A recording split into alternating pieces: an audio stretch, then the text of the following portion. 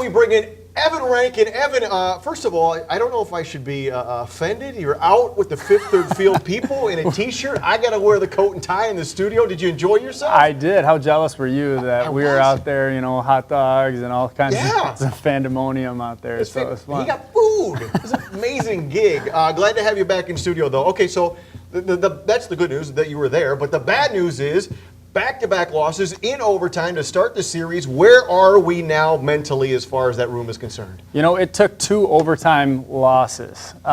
You know, I guess St. John's is what I want to call them, because when they were in the American League, that's what the team name was. Right. But Newfoundland, when it comes to their rink in the Walleye, it takes overtime for them to beat us. You know that there's still something more that's going to be dealt back here at home.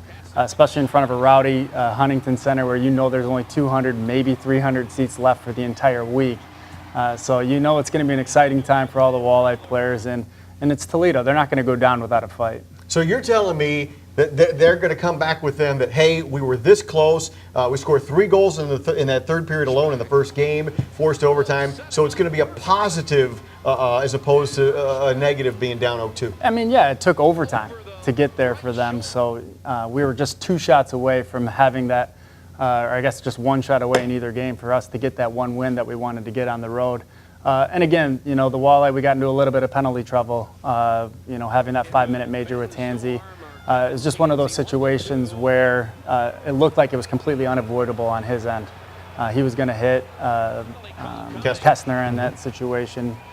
So stepping up was just natural to him. But again, I think the Walleye, we just need to do a better job of trying to stay out of the box and limiting that opportunity that we're giving them on the power play. The good news is Tansy will be back, no further punishment after that misconduct. So they played the rest of that game, you know, with only 5 D-men. So it's amazing that they made it even to overtime is how I look at it. Okay, so you come out, you're 0-2, you said it's not necessarily a negative. Now it's got to be even more of a positive that you're coming home to the atmosphere that we know is going to be crazy. It was a pretty good atmosphere in Newfoundland, but I'm assuming you're hoping for much better here in Toledo. Oh, I mean, you know, as soon as that we were going into the playoffs and we were in the championship, probably 48 hours is probably all it took for us to sell out all the seats at the Huntington. And not only that, we have the Fifth Third Field will be rocking with all the people that could not get tickets. So the whole city feels like, you know, they're going to be tailgating and just enjoying this entire event.